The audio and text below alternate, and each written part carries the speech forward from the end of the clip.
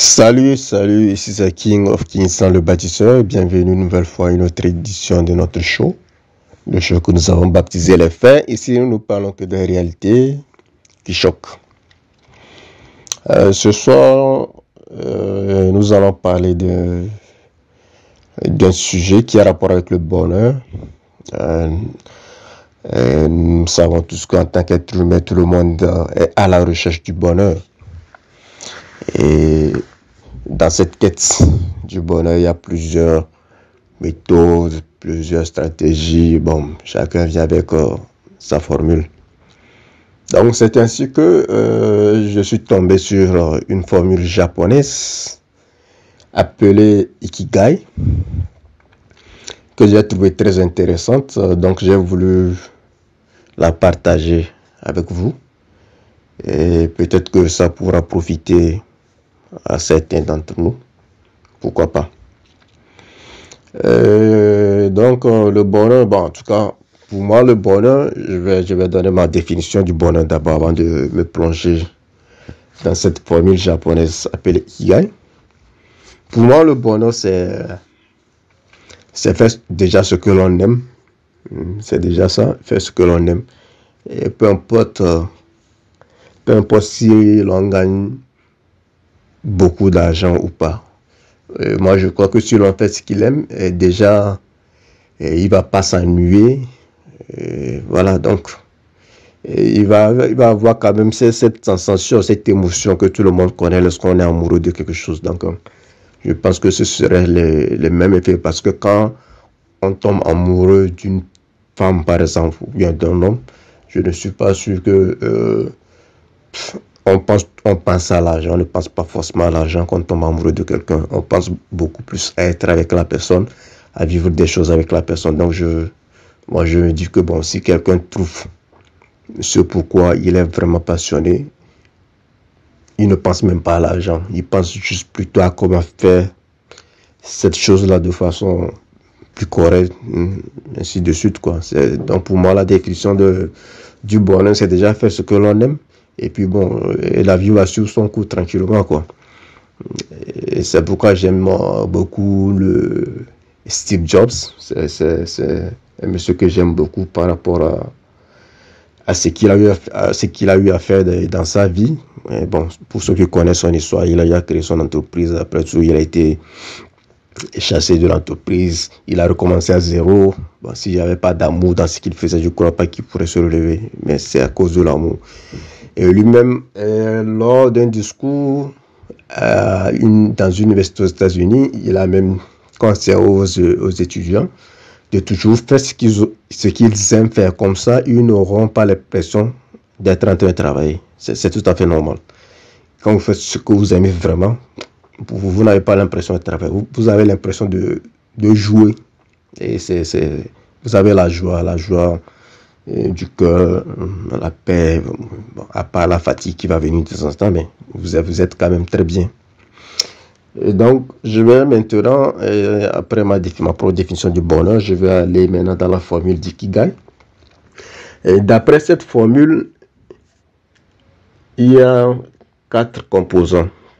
Il y a 4 composantes qui composent cette formule. Et comme vous pouvez voir l'image sur la vidéo, donc les composantes de cette formule sont comme suit.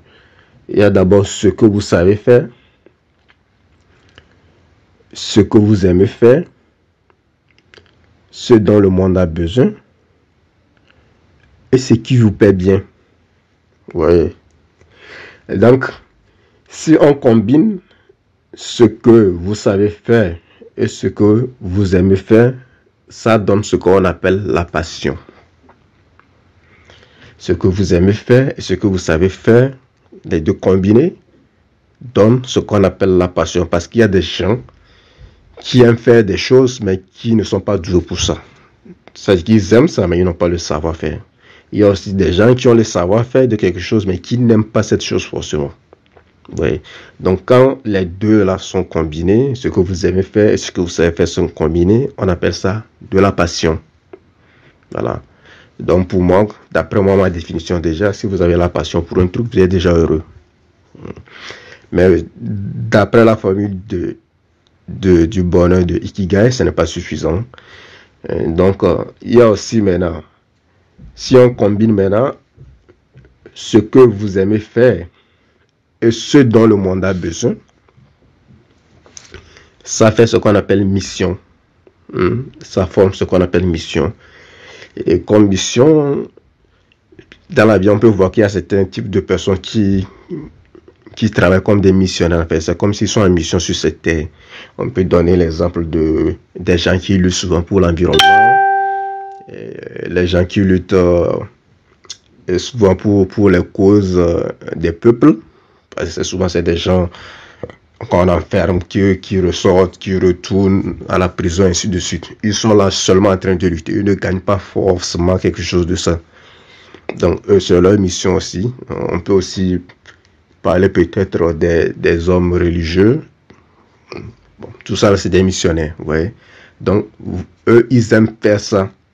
Eux, le monde, bon, a besoin de leur service aussi. Donc, les deux combinés, ça fait ce qu'on appelle mission. Vous voyez. Maintenant, si on prend ce dont le monde a besoin comme composant, ajouté à l'autre composant qui est ce qui vous paie bien, les deux forment ce qu'on appelle vocation. Donc, si on dit vocation, il faut qu'on fasse une différence. La vocation est différente de l'emploi, parce que la vocation, déjà, c'est quelque chose qui commence déjà très tôt. On n'a pas forcément besoin d'aller rester dans le bureau de quelqu'un ou bien d'aller trop à l'école pour avoir une vocation. Une vocation, je crois souvent que ça vient de l'intérieur. Vous voyez, ça vient de l'intérieur. On peut donner quelques exemples, peut-être les artistes. Souvent, c'est des gens qui, très tôt, voilà, ils ont juste, ils sentent seulement cet instinct et puis ils se lancent dedans. Vous voyez un peu. Et souvent, leurs œuvres, le monde a besoin de leurs œuvres. Et c'est souvent des œuvres qui paient très bien. Donc, on peut appeler les deux composantes là, donnent ce qu'on appelle vocation. On peut donner l'exemple de Rihanna ou bien de Beyoncé. C'est des gens qui ont commencé très tôt. On peut donner aussi l'exemple des artistes peintres. C'est des gens, voilà, ils sont nés avec, voilà. Et puis, ils font beaucoup d'argent avec ça. Donc, ça, c'est une vocation. Maintenant, si on combine ce qui vous paie bien et ce que vous savez faire, les deux forment ce qu'on appelle profession. La profession, généralement, on n'a pas forcément besoin d'aimer sa profession avant de pouvoir l'exercer. Vous voyez, on peut voir les fonctionnaires d'État, beaucoup ont une profession, ils ont été à l'école pour ça, ils sont payés pour ça, ils savent faire leur travail, mais ils n'aiment pas forcément leur travail.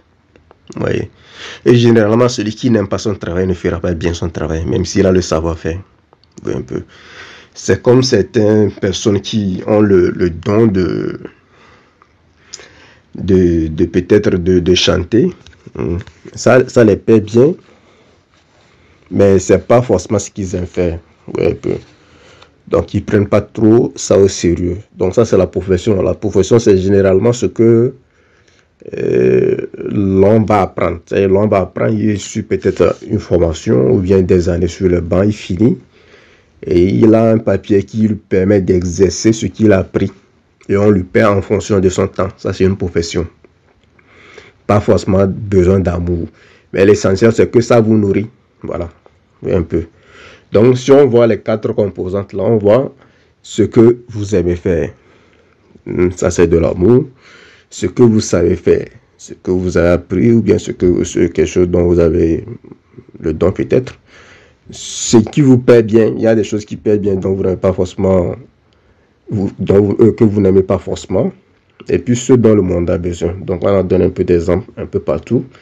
Maintenant, si on voit les combinaisons de chacun des deux, ce qu'on va retenir ici, c'est que si vous prenez ce que vous aimez faire et ce que vous savez faire, qui font passion, et d'après la formule du Ikigai, tous ces composantes-là combinées doivent quand même vous devez avoir tout ça là. Mais il faut que vous gagnez aussi de l'argent de ça. D'après cette formule, c'est ça le bonheur. Il faut tout ça la réunir. pour avoir ce qu'on appelle le bonheur, d'après la formule.